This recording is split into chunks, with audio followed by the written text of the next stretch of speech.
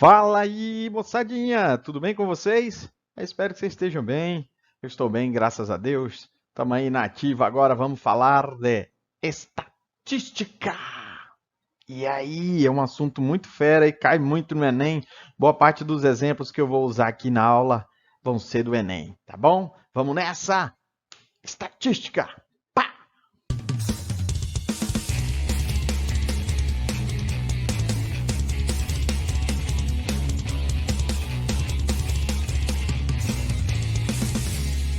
Safadinhos.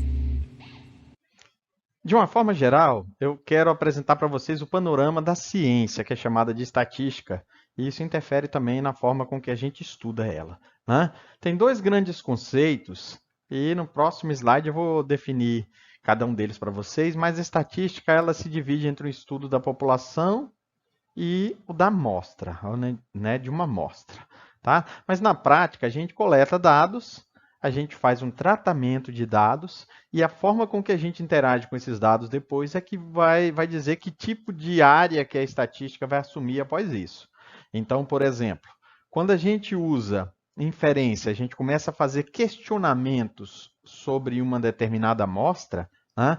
E daí a gente retorna essa pergunta para a população, a gente usa basicamente a teoria da probabilidade para isso. Tá? Então, o que a gente chama de inferência estatística, ele visita a teoria da probabilidade. Né? Tem as curvas, a forma com que as distribuições de frequência se apresentam, que passa pela probabilidade. Tá bom? Esse tipo de estatística é chamado de inferencial. Tá? Quando a gente faz questionamento sobre a amostra, será que a pesquisa que eu fiz com aquele grupo vale para toda a população? Então, esse é o tipo de questionamento que a estatística inferencial ela faz durante todo o tempo. Agora, se você quer só obter algumas medidas para conhecer melhor o grupo que você está estudando, aí a gente parte para esse outro lado aí, que é da estatística descritiva. Então, a gente pode, tanto de uma parte como a outra, a gente pode fazer contas, pode fazer cálculos e chegar a números que tornam valores importantes, digamos assim, dessa amostra ou da população. Mas a natureza da estatística é essa. Se a gente faz questionamentos sobre um determinado grupo e faz comparações, a gente faz inferências. Se não, a gente obtém alguns valores importantes e passa a conhecer melhor um determinado grupo. Tá? Então, essa é a descritiva. Beleza? A boa parte do estudo no ensino médio ele visa mais a estatística descritiva. Tá? Quem vai para nível superior aí sim pega uma parada massa com a teoria das probabilidades. Beleza? Então tá aí, ó. A teoria das probabilidades ela fica ajudando a responder essas perguntas que se faz na amostra. Tá bom?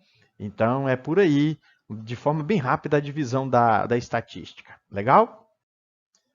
Os dois conceitos que eu falava antes, população e amostra. Né?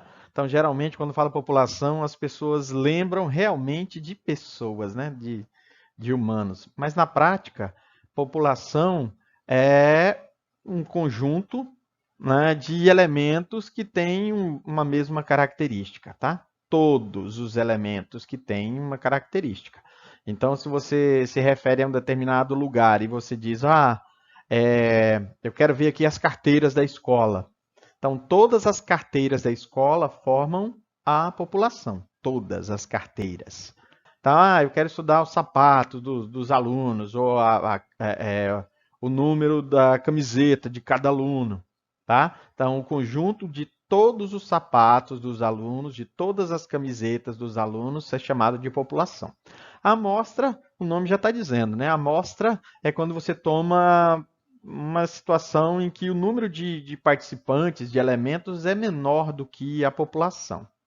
Então, o conceito que eu gosto mais, ele está colocado aqui, ó, que é matemático, né? Já é direto, não tem que enrolar muito. Tá? Então, um subconjunto finito da população é o que a gente chama de amostra. Principalmente isso aqui, né? Ó, que a estatística também estuda a forma que você vai fazer a coleta, digamos assim, desses dados. Tá bom?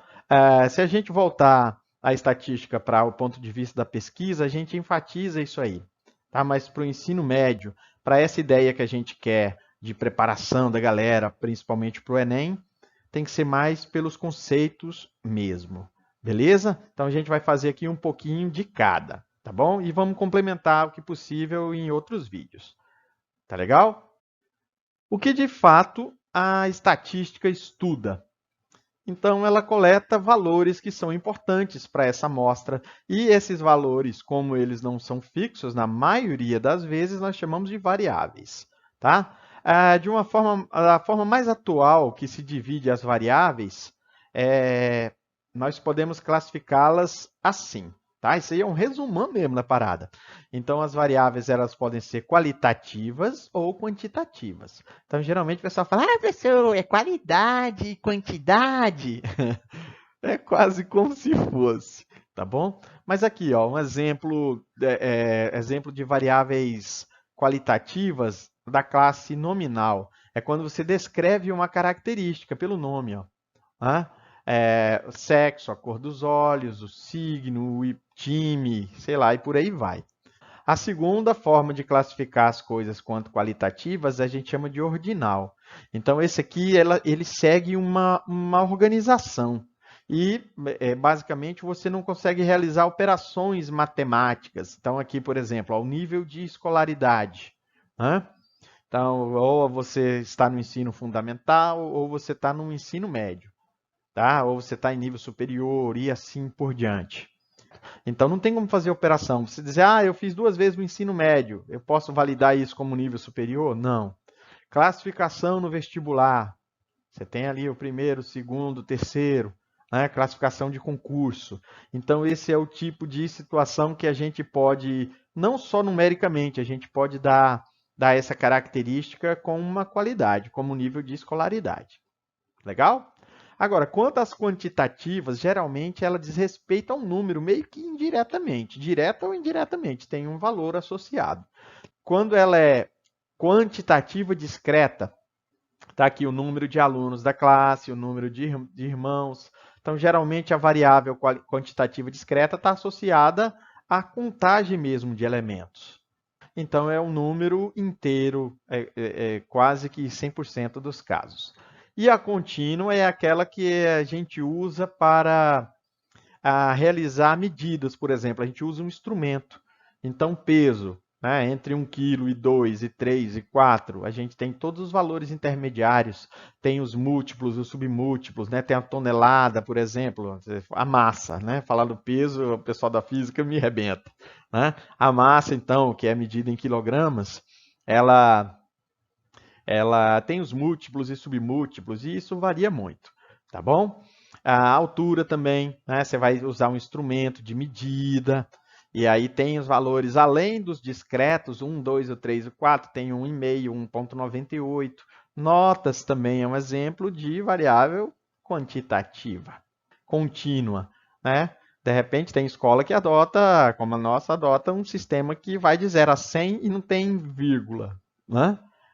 Então, ela pode ser tanto discreta quanto contínua nessa condição, tá? Mas nota é um exemplo clássico também de variável quantitativa e contínua. Beleza? Alguns valores para a gente começar o estudo da estatística, é muito interessante que a gente lembre de algumas coisas. Por exemplo, uma delas é o somatório. Né? Tem aquele autossoma, o pessoal fala, professor, lá do Office tem o autossoma. Né? É uma letrinha grega, é o sigma, ela é maiúscula. E aí a gente usa essa letra para representar uma soma de várias parcelas, né? Sucessiva. Então tá aí, ó, xi, 1, I é igual a 1 até N. Isso aqui tem uma representação, gente, isso é meio que universal. Então, I igual a 1 é o elemento inicial da soma, o N é o último. Então, se você tem aí 10, por exemplo, né, como 10 elementos, você vai somar o primeiro, o segundo, o terceiro até o 10º. O xi são os valores dos elementos em si, não é a numeração deles, não é o primeiro, segundo e terceiro. É a quantidade mesmo que vai ser somada, tá bom? E o próprio i indica os valores observados. Então, eu fiz aqui um exemplinho para vocês entenderem, né? Ó, aqui, por exemplo, eu tenho um conjunto de números 3, 6, 9, 12 e 15. Se a gente fosse colocar o índice de cada um, o primeiro, o 3 seria o x1, x2, né? O x3 seria o 9, o x4 seria o 12 e o x5 seria o 15. Como é que fica um somatório nessa situação? A gente faria assim, ó, o símbolo. Começando do primeiro até o quinto número, a gente vai somar x1, x2, x3, x4 e x5. E na prática é como se a gente somasse mesmo os valores e não os índices do número, certo? Então, quando você soma aqui, ó, 3 com 12 dá 15, 6 com 9 dá 15, já dá 30 com 15, 45. Então, isso aqui, professor, eu tenho que me preocupar, eu tenho que saber tudo sobre esse tipo de símbolo. Não, safadinho, não precisa. Né? Mas é importante você associar que a estatística contém muitas fórmulas, muitas situações que usam esse símbolozinho bonito, que é o do somatório. Beleza? Toca o barco. Uma outra coisa muito importante para a gente em estatística é a ideia de porcentagem. A gente já usou isso em outras áreas da matemática, a gente já usou bastante isso aí. Né? Mas de forma muito direta, o que é a porcentagem? É você dividir, né, o número de observações que você faz pelo total, né? A frequência. Então, essa letrinha que aparece aí é a frequência, né? Frequência, o número de observações, o número de sujeitos de uma categoria pelo número total. Né? Quando você faz essa divisão, você tem uma proporção. A proporção, ela é o número que geralmente é o número decimal, né? Ou pode até ser um número entre 0 e 1, dependendo da situação. Né? Então, tem casos de probabilidade que não tem como passar de 100%. Então, a probabilidade vai de 0 até 1. Mas aqui, a proporção, ela pode, né? Você pode ter o dobro, o triplo, quádruplo de alguma coisa, então aqui não tem problema passar. Mas, se você quer transformar a proporção em porcentagem, é muito fácil. É só você botar esse símbolozinho bonito, safadinho, e multiplicar a proporção por 100. Acabou, fechou. Olha esse exemplo rápido aqui para a gente partir para a destruição. Ó. Um produto custa R$ 450 e ele tem um desconto de R$ 36. Pergunta, qual a porcentagem do desconto? Então, uma das coisas clássicas da porcentagem, como o nome já diz, é uma comparação que a gente faz como se eu tivesse 100 embaixo. 2%. É você tomar 2 a cada 100, a cada grupo de 100. O cara fala, professor, então 1,50, tomar uma pessoa num grupo de 50 é a mesma proporção. Mas o 100, ele facilita a nossa comparação mental, digamos assim, para as coisas, certo? Então, olha só, o que eu faria aqui? Ó? Na lata, na destruição, eu faria a proporção que é 36 por 450. Aqueles mais afoitos, aqueles danadinhos que não querem fazer a destruição mais rápida, ele já dividiria isso aí. Mas ó, eu gosto de visualizar os números aqui, ó, daquela namorada com os números. Olha que bonitinho, olha que fofa essa fração. Aí é fofa, na verdade, né? Então, cara, olha direitinho para isso aqui, ó. Eu iria propor uma divisão por 9. Por quê? Porque para mim o número de baixo ele é o mais importante, é ele que dá a característica da porcentagem. Se eu dividir ambos por 9, eu teria aqui ó, 4 em cima e 50 embaixo. Agora, olha só aquilo que eu estava falando para vocês. É como se a cada R$ 50 o desconto fosse de R$ 4. Tá vendo? É uma proporção. Agora, olha só. Para obter 100 embaixo, eu multiplicaria por 2. Então, isso aqui é 8 sobre 100. 8 por 100. 8%. Certo? É bonito, lindo. Se você dividir 36 por 450, você vai obter na lata 0,08, que é a mesma coisa que 8 dividido por 100, e é a mesma coisa que 8 por 100. Beleza? Legal o exemplo? Então, Bora continuar a bagaça. Vamos então fazer um exemplinho para ilustrar essa primeira parte dos fundamentos de estatística. Esse exercício eu tirei do Enem, eu não lembro qual ano foi, mas tá lá no Enem. O consumo total de energia nas residências brasileiras envolve diversas fontes, como eletricidade, gás de cozinha, lenha, etc. O gráfico mostra a evolução do consumo de energia elétrica residencial comparada com o consumo total de energia residencial de 70 a 95. Beleza? Tá aí o gráfico bonito. Aqui, ó, a legenda do gráfico. Toneladas equivalentes em petróleo. Né? Então, esses valores aqui, ó, estão em toneladas, tá vendo? Vezes 10 a 6. Então, não vamos entrar nos pormenores do gráfico aqui, ó, mas cada número aqui eu tenho que multiplicar por 10 a 6, ou seja, 1 milhão de toneladas equivalentes em petróleo. O que ele está querendo nisso aí? Verifica-se que a participação percentual, olha aqui que safadinho, da energia elétrica no total de energia gasto nas residências cresceu entre 70 e 95, passando aproximadamente de letra A 10 para 40, letra D 25 para 35, 10 para 60, 40 para 80 ou 20 para 60. Tcharam!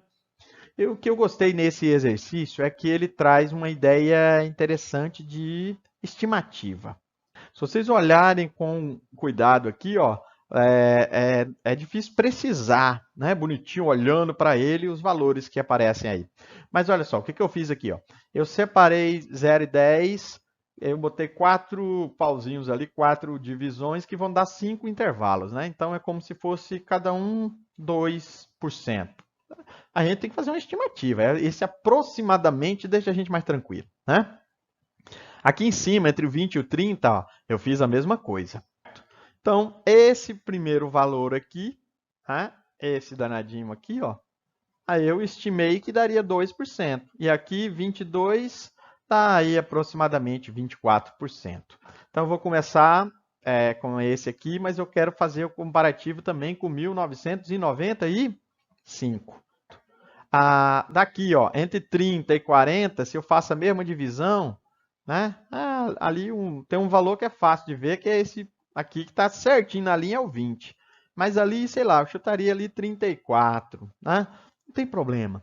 Então, olha só, o que ele quer aqui, ó? Quanto a energia elétrica, quem que é a energia elétrica no gráfico? É essa linha que está aqui abaixo, é o quadradinho, né? E a energia total é essa. Então, ele quer comparar, ele quer o percentual da energia elétrica para a energia total. Então, fica fácil, ó. 2 por 24 seria a proporção da primeira regra. E a gente sabe que 2 por 24, tá vendo? Dá um pouquinho menor do que 10%, vai dar 0,9%. Né? Com isso, ó, a gente já... safadinho, você já fez essa conta aqui, ó, você já ficou entre a letra A e a letra B. Agora, em 95, o que aconteceu? Ele passou de 20, né? Ele subiu de 2 até 20, o outro subiu de 24 até 34, mas eu quero isso aqui, ó, a comparação desse com o total.